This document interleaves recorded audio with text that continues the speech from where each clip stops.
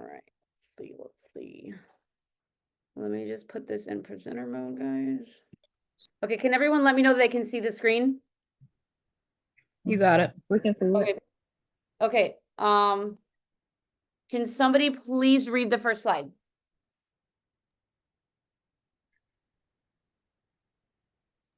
Okay, I'll read it. Thank you. Person-centered therapy was developed by Carl Rogers in the 1940s, initially called non-directive therapy. Rogers introduced this approach in his 1942 book, Counseling and Psychotherapy, and refined it over the next decade. By the 1950s, he renamed it client-centered therapy to reflect its focus on the client's self-directed growth. Later, it became known as person-centered therapy, as Rogers emphasized the approach's applicability beyond just the therapeutic setting, extended it to education, leadership, and other human relationships. Can anyone tell me, so person-centered therapy is also interchangeable with the term client-centered therapy. Can anyone tell me another term for person-centered therapy? And I'll give you a hint, it starts with an H. Does anyone know?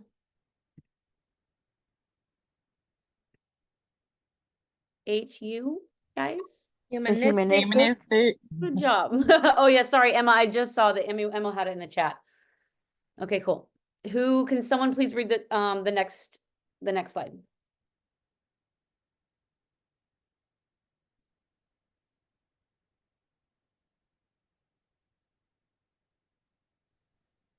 Person-centered therapy, developed by Carl Rogers, is a humanistic approach to counseling focused on creating a non-judgmental, accepting environment where clients feel safe to explore their feelings and experiences. The therapist acts as a compassionate facilitator, emphasizing empathy, congruence, authenticity, and unconditional positive regard to foster self-discovery and personal growth. In this approach, clients are seen as the experts on their own lives, empowering them to find their solutions and develop a stronger sense of self, promoting a greater sense of well-being and self-worth. Non-directive approach. Correct. I think I might have said that in the last slide. Is everyone clear on why it is a non-directive approach? If not, please speak up. Okay, because this type of therapy is like the client's in charge. We're just doing a lot of like the Socratic questioning, open-ended questions, and leading them on this path of self-discovery. So 100% non-directive. Whereas like something like psychoanalytic theory, that's going to be directive. Right. Okay, and remember, guys, I can't stress this enough. These highlighted 1, 2, 3, I think there's 5 or 6 very important terms. Okay, I'm going to read a slide and then I'm going to call on someone else to read the next one. So y'all get ready because I feel like there's like 20 of you on this Zoom and y'all be shy today. Core conditions, empathy. The therapist deeply understands the client's experience. Okay, Kenzie.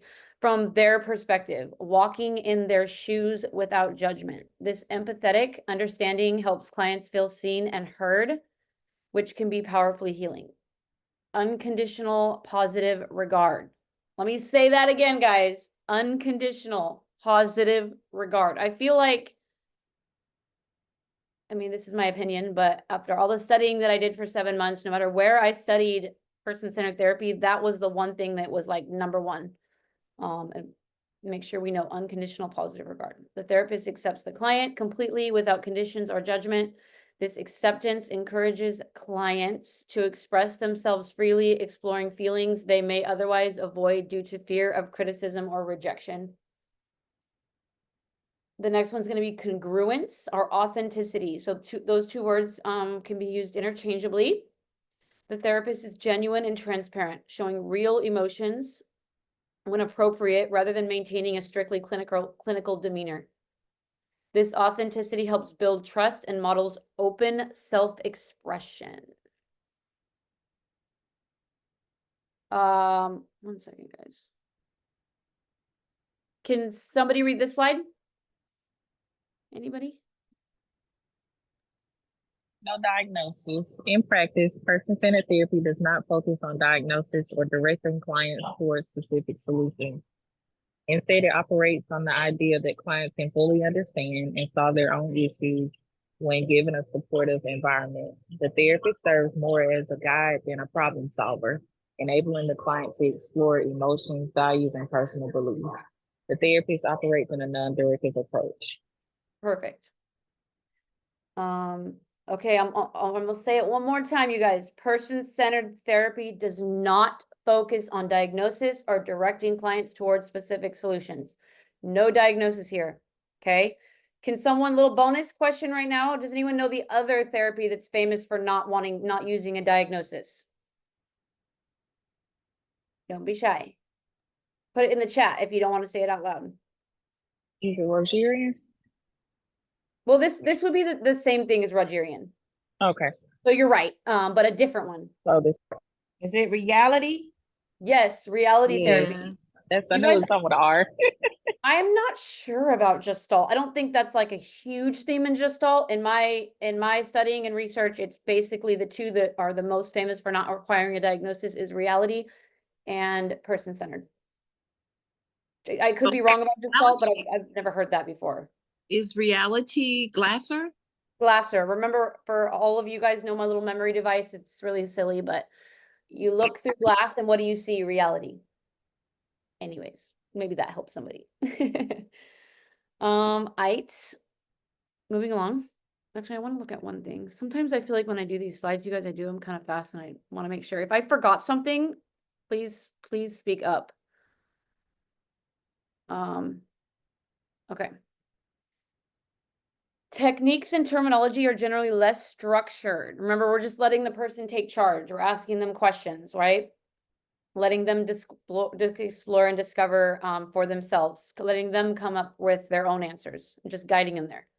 So instead of specific interventions, the therapist fosters the core conditions: empathy, unconditional, positive, regard, and congruence. You guys 100% need to know those. That's why I keep repeating them: empathy, unconditional, positive, regard, and congruence, to encourage the client's natural growth. Here are some techniques and key terms essential to understanding person-centered therapy. Okay, which one of you angels would like to read next? Anyone? I can until my dogs start barking. We have Okay. a worker in the house, so Okay. active listening. The therapist listens intently without interrupting, using nonverbal cues like nodding and maintaining eye contact to show they are engaged. This helps clients feel understood and valued. Reflection. This involves the therapist restating or paraphrasing what the client has said to show that they understand, and to allow the client to hear their thoughts and feelings more clearly. Clarification. The therapist may ask questions to clarify what the client means, helping them explore and articulate their emotions more deeply. Summarization. The therapist summarizes what the client has stated, which can help the client gain insight and see patterns in their thoughts and feelings. Great. Perfect. Thank you. No problem. All right, you guys, again, these are not necessarily going to be, I mean, these are we're talking about these counseling skills, but these are going to be 100% in the section of counseling. Yeah, counseling's, I'm looking at my test right now. Counseling skills and interventions. These are part of those counseling skills. So they're not necessarily linked, yes, to Carl Rogers, but those are going to be in that section. You will see some of these on the test. So make sure again, if you're new at studying, you're writing down these terms and then reflecting back on them, making sure you understand or have a solid understanding of them. And if anyone needs examples or they're unclear, please speak up, raise your hand on here, or put something in the chat. All right. I'll finish them off here. Key techniques continued. Silence, intentional silence allows the client time to process their thoughts and encourages self-reflection. Silence can be particularly powerful as it invites clients to continue exploring their feelings without pressure. Empathic attunement. By tuning in to the client's emotions and reflecting them back, the therapist shows understanding and validates the client's feelings, which promotes a sense of connection and safety. Minimal encouragers. Brief supportive statements like I see, go on, or tell me more. Encourage clients to continue without directing the conversation. I feel like, I don't know if this is correct, but I feel like I say, like that would be a minimal encourager. Okay, who can read the, we're gonna go over again the key terms in a little bit more detail now. Can somebody read those for me? Yes, I'll go over again at the end how to access the recordings, you guys, for those of you asking in the chat. I can read it. Cool. Self-actualization, the process of realizing one's full potential, a nature human drive. Person-centered therapy assumes that each person has an inherent tendency toward growth and self-actualization. A conditional positive regard, a non-judgmental acceptance of the client regardless of what they share. This openness helps the client feel safe to explore all aspects of themselves. Congruence, authenticity or genuineness from the therapist, meaning they are transparent and sincere, not hiding behind a clinical facade. Congruence allows for a more trusting therapeutic relationship. Empathy, the therapist's ability to understand the client's perspective and experience as it was their own, without losing a sense of self. Empathy builds connection and trust. Perfect. Thank you. Can someone else read the rest of the key terms? Anyone? There's 18 of you, 19 of you now.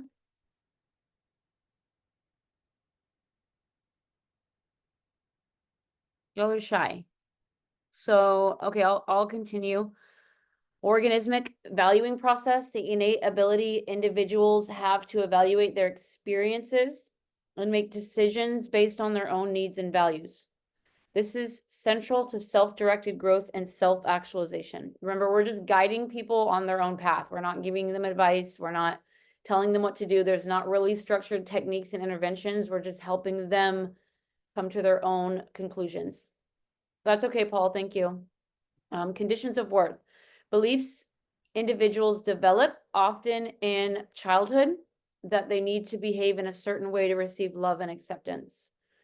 Therapy seeks to help clients become aware of and move beyond these limiting beliefs. Locus of evaluation. This refers to where a person places their sense of value or worth. In person-centered therapy, clients are encouraged to develop an internal locus of evaluation, meaning they base their self-worth on their own values rather than external validation.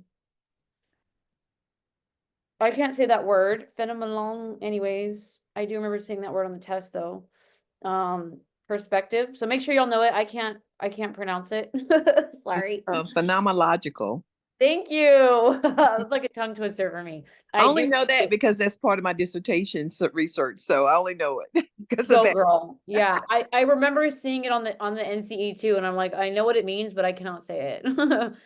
So bonus hint right here. The idea that each person's reality is unique to them, shaped by their own experiences and perceptions. Person-centered therapy respects this individualized view, encouraging clients to understand and trust their unique experiences. Okay, is everybody good? No one's raising their hand or saying anything. I will post this in the resources or in the files on the group. Give me like 24 hours though, and I'll post it on there for you guys. Can someone read this? I think this is the last slide. This last slide. A well-known Carl Rogers quote that resonates with the idea that what is personal is general is what is most personal is most universal. This insight reflects Rogers' belief that by exploring and expressing our unique personal experiences, we often touch on themes that are shared and understood by others at a universal level. It's a foundational concept in person-centered therapy where the therapist fosters an environment for clients to openly express personal struggles, leading to deeper self-understanding and connection to universal human experiences. Have y'all heard that quote before? Never. Yeah. All I'm gonna say is I put it on there for a reason. Okay, guys. Okay. Also, he wrote a book too that I feel like is important. I think it's just called Counseling and Psychotherapy. I forget if anyone knows like what was important about it, but I feel like it's important that you guys know that. That centers around our person-centered therapy. All right, I found a little short video because I feel like I lose you guys when I do videos longer than 5 minutes. So it's again repetition, just hearing someone else say the same things that we just went over. But from someone else's voice. I think it's like 5 minutes. So let me find it here. One moment. And then y'all better be paying attention because I got a quiz for us. I try my very best to make the quizzes to cater to every single level of everyone studying, like from beginners to people that have been studying a while. So bear with me. Some questions may be easy if you've been studying for a while, but repetition, right? Let me find this video quick, and then we'll do the quiz.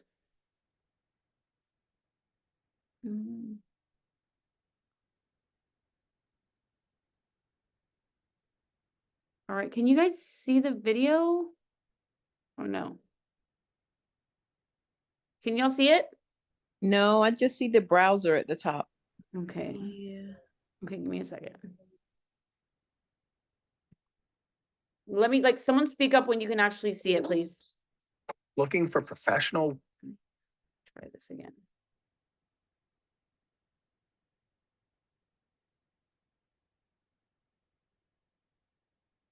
Can y'all see it now? Yep. Okay, perfect. WordPress hosting? At Elementor, we offer Person-centered therapy explained. Hi, I'm Rory, and in this video you will learn about the founder of person-centered therapy, the philosophical underpinnings of person-centered therapy, the psychological school that is the root of person-centered therapy, what PCT is effective for, the PCT counselling approach, the PCT process of change, and the advantages and disadvantages of person-centered therapy. And don't forget to like, comment, and subscribe. And don't forget, underneath this video, in the comments, you can get a free PDF handout and lots of information. Go and click it.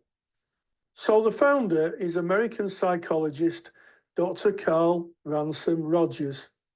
He was born in 1902 and he died in 1987, and he's considered the father of client-centered therapy, also referred to as person-centered therapy. While working as a child psychologist at the Society of the Prevention of Cruelty to Children in Rochester, New York, in the 1930s, he developed the idea of listening to the person rather than analysing them. So what are the philosophical underpinnings of person-centered therapy? Person-centered therapy finds its philosophical roots in phenomenology, the philosophy of lived experience or being in the world. German philosopher Edmund Husserl developed a theory which was later redefined by another German philosopher, Martin Heidegger. Rogers believed that individuals were living life on other people's terms and were withholding, muting, or pushing down their own emotional needs to please others. He called this process introjected values and conditions of worth. So let's have a look at the psychological school that person-centered therapy belongs to. Person-centered therapy can trace its roots to humanism, sometimes referred to as the third force in psychology, a term coined by psychologist Abraham Maslow, known for, of course, his hierarchy of needs, Maslow's hierarchy of needs. So what is person-centered therapy effective for? Well, PCT can help with depression, self-esteem issues, difficult transitions in life, bereavement, and relationship issues. So let's have a look at the counselling approach. Person-centered therapist will help a client accept themselves and trust in their inner voice, which is referred to as the internal locus of evaluation. Using the attitudes of empathy, congruence, and unconditional positive regard, the therapist provides the conditions for the client to heal and grow. Now, don't forget to click in the comments bar below to get your free PDF downloaded handout on person-centered therapy, and visit our page on our website for lots more information. So what's the process of change in person-centered therapy? Well, person-centered therapy harnesses the client's natural self-healing process. Given the right relationship with the therapist, clients can decide what they want to do with their lives. To this end, person-centered therapy is a personal growth model, also known as non-directive therapy. The client is not taught the model of therapy or asked to undertake homework. And don't forget to click in the comments bar below to get your free handout on person-centered therapy. So what are the advantages of person-centered therapy? Well, the client's individuality is the essence of person-centered therapy. Instead, the client gets to decide what to work on and how to go about the process. The approach ignores diagnosis, unconscious process, and developmental theories. So what are the disadvantages of person-centered therapy? Well, the therapy lacks the structure of more directive therapy and may not suit all clients. It relies on the ability of the therapist to form and sustain the therapeutic relationship, and the approach ignores diagnosis, unconscious process, and developmental theories, which is the advantage of person-centered therapy as well. So both advantages and disadvantages lie in this last paragraph. So finally, don't forget to click in the comments bar below to get your free handout. All right, guys. Let me just, thank you. Thank you, Jazz. So he was talking about Maslow's hierarchy of needs. You definitely need to know what that is. So Jazz posted it in the chat here, just so you guys have reference for what he was talking about. Basically, Maslow's hierarchy of needs is like stating that people are going to fulfill these certain needs one before the other. So when you're trying to counsel someone, like, I don't know, I guess an example would be like on their anxiety, but they don't even have food to eat. Like they're not going to be thinking about their anxiety. They're going to be thinking about like, how am I going to get my next meal? Does that make sense? Everybody? All right. Okay, guys, quiz time. Some of the quiz is going to require a little bit of critical thinking. I didn't necessarily put like the exact answers in these slides. I feel like that's how the test was, like based on the knowledge that you know on this theory, what would be the answer, right? So you can please, if y'all want to say it out loud, for those of you that are not shy, the rest of you, if you want to post it in the chat, and I'll wait till I see like 7 or 8 answers before I tell you guys what it is. Let me pull it up. One moment.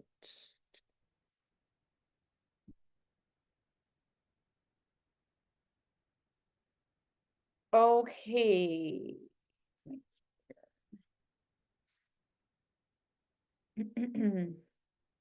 All right, guys, question 1. Which of the following is not a core condition for effective person-centered therapy, according to Carl Rogers? C. Cool. Give me a second. Empathy, unconditional, positive regard, interpretation, or congruence?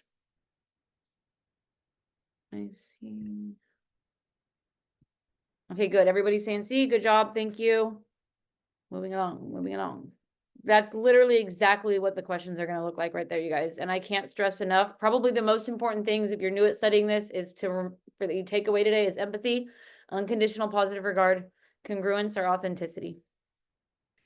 All right, 2. In person-centered therapy, the therapist's role is primarily to let me read all of them, you guys. Just before those that are new at studying, they might need to hear all the answers. The therapist's role is primarily to A, guide the client towards specific goals. B, serve as an expert providing direct advice. C, facilitate self-exploration and personal growth. D, interpret unconscious thoughts and feelings.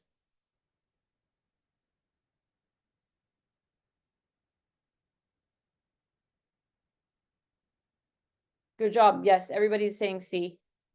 I do want to point out though, you guys, that if you're reading this question, and again, I try to make, like, when I'm choosing the questions to put on here, I try to pick the ones that look the most like the test. You're gonna see stuff like this where, like, it technically could be A, right? Like, it could be. You're like, especially if the client comes in and tells you, I want to work on this, I want to do this and this, like, they have goals, right? And you guiding, like, it could be A, but C is more correct with the wording and the keywords. All right, so just get used to that, where A and C both could be correct, but C is more correct. Yeah, right, Melanie, exactly. Like, it could be A. If C was something completely different, then it would be A, right? So another thing to do, you guys, and some of you have heard me say this a million times, but I cannot stress enough. People have told me that the only reason they passed the test is because they did exactly what I'm going to say right now. So especially if you didn't have time to study as much for the test. There's a lady that passed the test a couple months ago, and she's like, I only studied 2 weeks and I did exactly what you said, Tessa, which somebody told me this, so I'm just passing the information along. When you feel overwhelmed with the question, eliminate the 2 answers that you know that it's not first. So, for example, the way that my mind works when reading this question is, I know that it's not unconscious. That's going to be Freud, right? Or psychoanalytic. So I'm going to eliminate D. I'm also going to eliminate B because we never are told to give clients advice. We could get sued for that, right? So I know it's not B or D. Now, if I'm looking at A or C, which one is the better answer? So eliminate 2 and then go from there. Okay, cool. Moving along. Question 3. Yeah.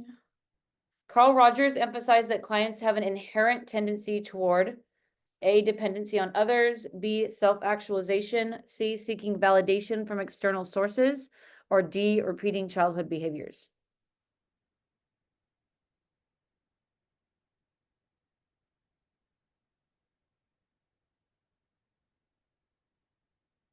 Okay, good job. Yeah, it looks like everybody is saying B. Good job, you guys. I think it tries to throw you off, right, with the validation from external sources, because it mentions something along those lines, right, when on the PowerPoint, but it's more accurate would be the answer B. Childhood stuff, that's going to probably be Freud, childhood behaviors. And dependency on others, I'm not sure which one. That probably wouldn't be any theory in specific. Okay, 4. Which of the following best describes congruence in person-centered therapy? A, the therapist remains neutral and detached. B, the therapist is fully genuine and transparent. C, the therapist interprets client's behaviors. Or D, the therapist sets boundaries for the client.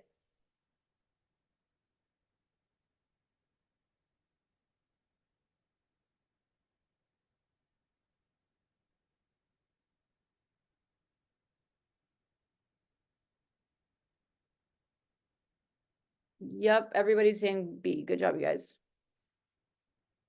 If anyone has any questions, please, again, feel free to ask or put it in the chat, and then the rest of us can help you with how we found the answer. Please don't be shy. We're here to help everybody learn. Moving along. Number 5, unconditional positive regard in person-centered therapy involves A, accepting the values of the client's experiences without judgment. B, encouraging clients to adopt the therapist's values. C, ignoring negative client behaviors. D, showing enthusiasm only when the client makes positive changes.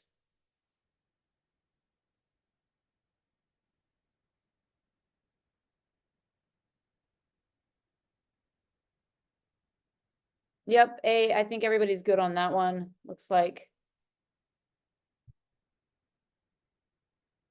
So I don't know, when I think of unconditional, it's like whether good or bad, right? So we definitely would not be ignoring the negative client behaviors, but we could also be asking questions like, what did you learn from that experience? Like that, anyways. So I don't think ignoring would be good at all. Okay, 6. Which of the following terms reflects the idea that clients should trust their own experience and values? A, conditions of worth. B, internal locus of control. C, I can't say that word, valuing process. Or D, positive transference.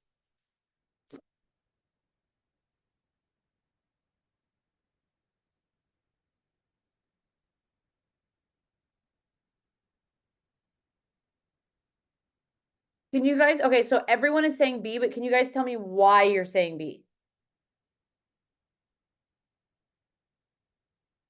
Because I see one person that has the right answer. Let me see if I can get us a better.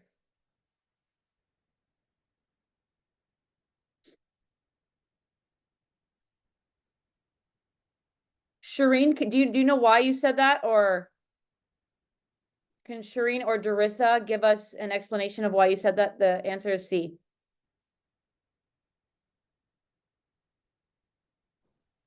I was agreeing with Shireen. I looked at the word value because at first I thought that it was internal locus of control, but then when I went back and read it over, I was like, duh, Darissa, the answer is in there. So that's where mine came from. So I'm not sure what it Yeah. Yes, that's kind of, I think that's kind of like seeing the keyword, right? But I do want to read the like a longer definition to you guys. Shireen is absolutely correct of organismic valuing process. I just like Googled it.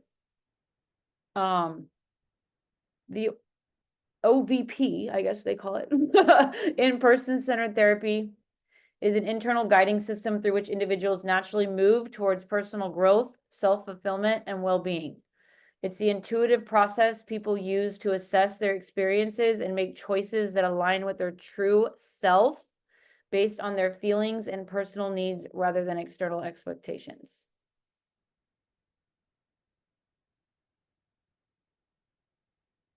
So it says when people are in tune with their what they said, they call it OVP, apparently that's a thing. They can recognize and trust their inner feelings, maybe like intuition, guys, to guide them towards what feels right and authentic for them.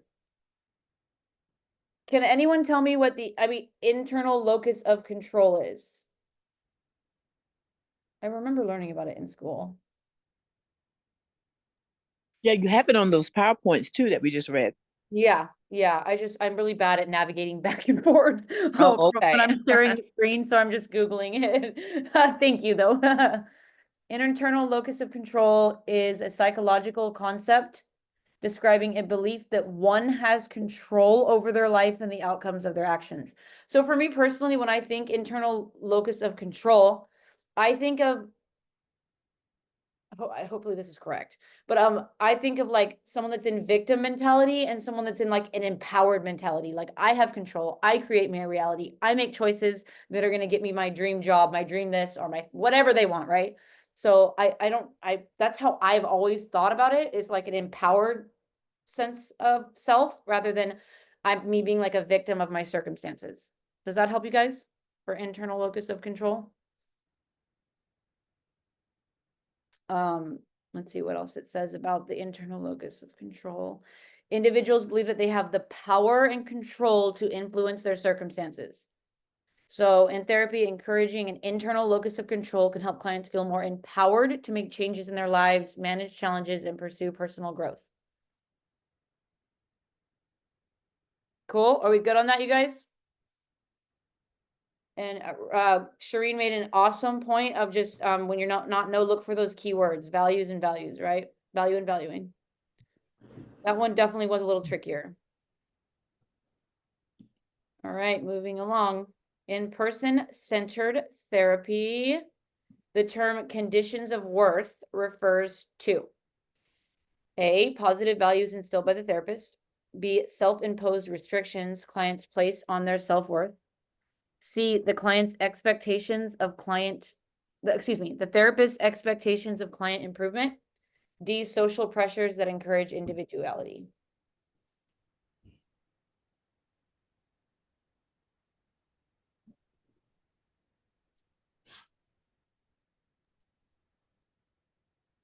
What do y'all think?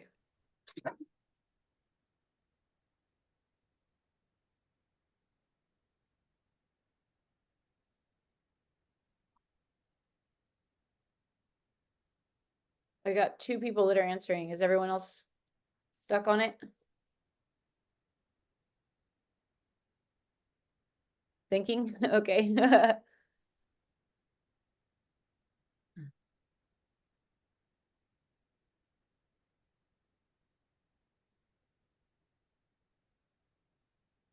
Yeah. Yeah, good job, you guys. So there's quite a few answers now. Look, it is B.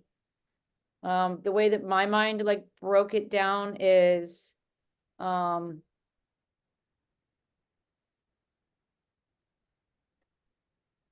don't like the word expectations in C. Like, I don't like, the therapist shouldn't, there's not expectations, I feel like, right?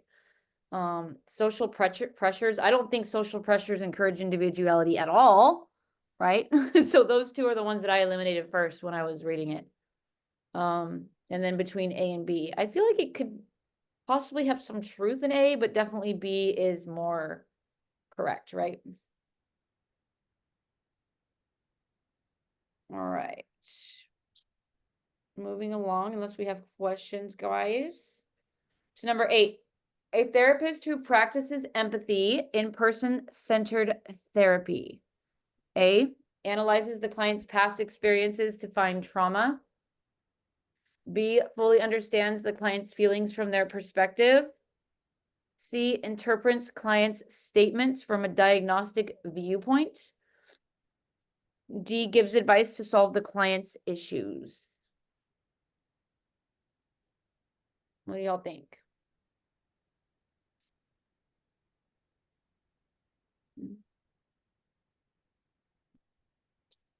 Okay, good job. It looks like everybody's saying B. Anytime it ever says gives advice, guys, we don't ever give advice. So that one's never going to be an answer. Okay, good job, you guys. We're moving along to 9.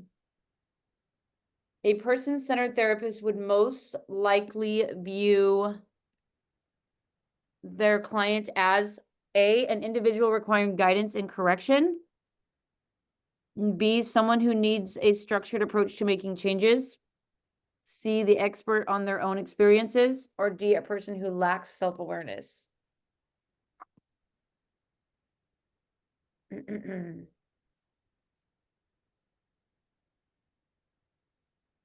see what everyone's saying. Yeah. Yep, good job, you guys. Definitely person-centered is not structured. So if you saw the structured there, that would be a keyword that it is not.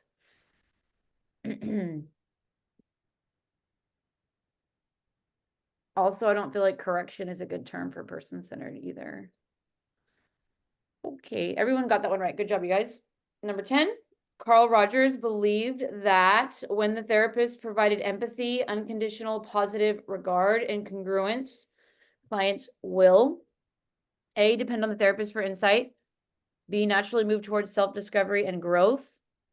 C, need extensive interpretation to understand their problems. Or D, respond with similar empathy and unconditional regard.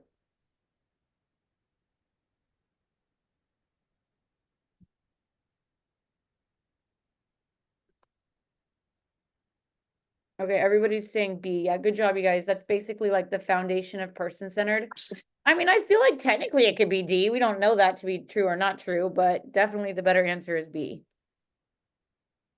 And we're really not giving them an extensive interpretation, right? We're guiding them and letting them come up with the answers. So it wouldn't be C. And A, it's not going to be A just because we're guiding them to have develop their own insight. I actually do like D too, Quinn. I do, but it's definitely B is more correct. So y'all that are new, get used to the questions looking like that, because there's even questions that I remember on the test were like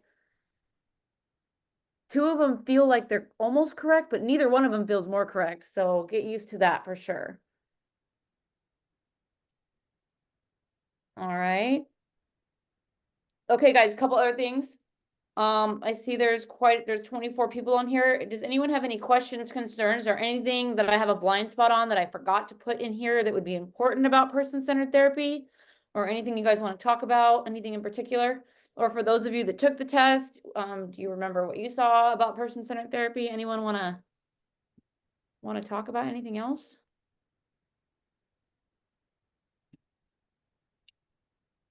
Okay, since y'all are being shy. Okay, Melanie. Hi, Melanie. So I'm going to post this as I do with the other PowerPoints that I do. I will post them in the files.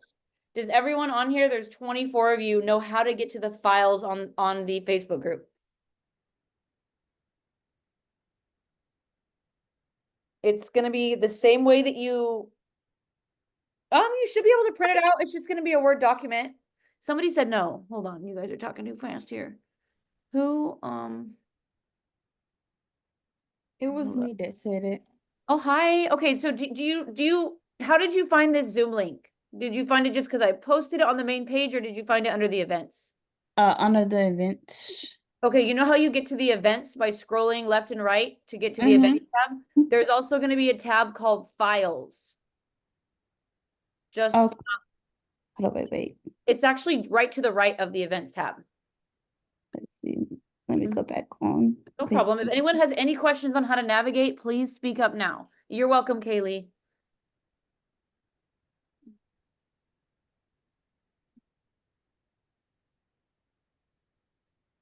Okay, so when I see files, I see like Word documents and like PDFs and like PowerPoints that people have uploaded.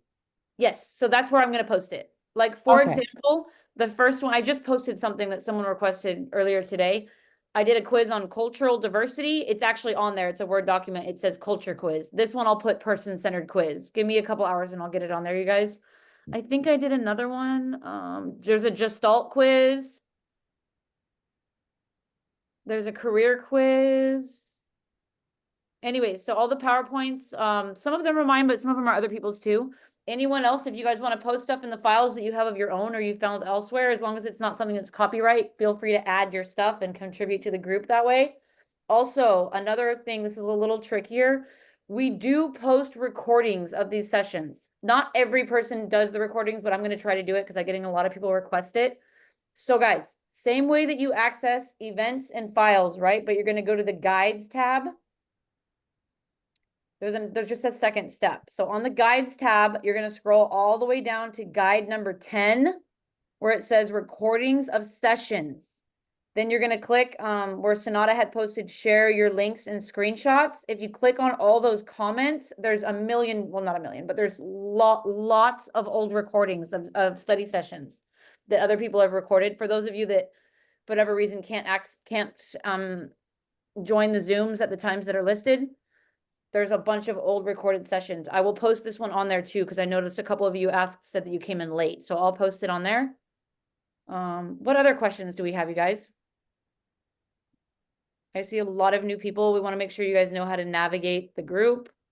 We also have, for all of you newbies who are struggling, or anyone really, who are struggling in what we all struggle in, right? Research and assessments. We have some of our events we do have. There's a paid event this weekend with someone that's an expert, like she's a professor, right?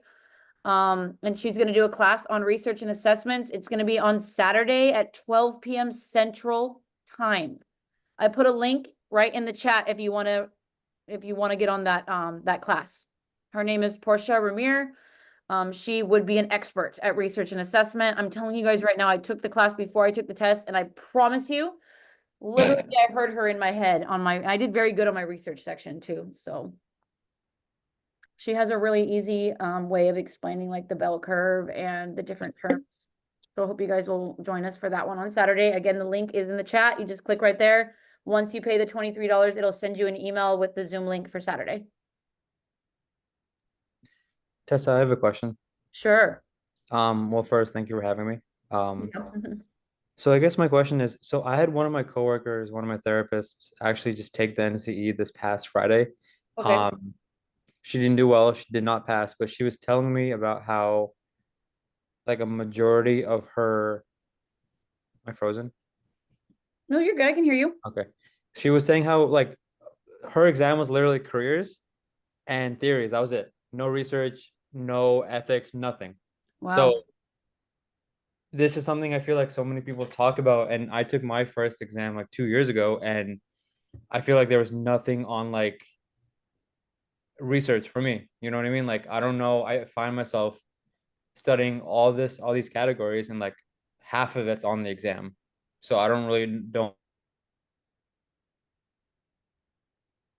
I think did anyone hear what he said? I couldn't hear the end of what you said.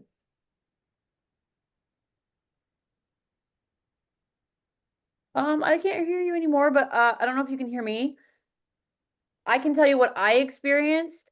everything was on the test. I will tell you though, like it gives you a printout, you guys, of the different, how many questions are in each section. I really did feel like my printout was accurate. I feel like the careers and groups stood out to me more because you could tell when you read the question, oh, this is a career question, this is a group question. Whereas like a lot of the other questions, it could have been like multiple categories that it was in. But I really feel like, again, my personal experience of the test, that it was just like the printout. I don't know if maybe she didn't remember the research because there's at least, I think there's 8 different versions of the exam. The least amount of research questions I saw in one version is 3, and the most I've seen is 8. So maybe it was the way that were worded. I'm not sure, but I can tell you, I think you left, but I would study it all because you just don't know like what version you're gonna get. And she does a really good job, you guys, of the research and assessment. You don't need to know like how to answer these detailed statistics. You just need to know the basics. So if you're confused about the basics, yeah, Emma, I had 4 on mine. And I felt like pretty confident answering. But anyways, you just need to know the basics. I don't know what to say because I definitely don't feel like the test was all careers or a group. I've never heard anyone besides you say that. So maybe that was just her experience. I could be wrong though. Anyone have anything else to say about that?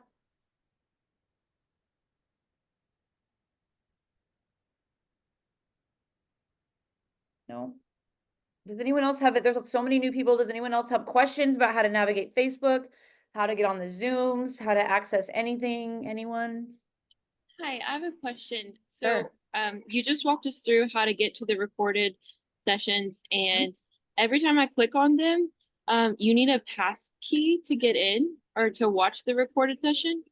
So if you go on, let me go with you. Guides, it should have it.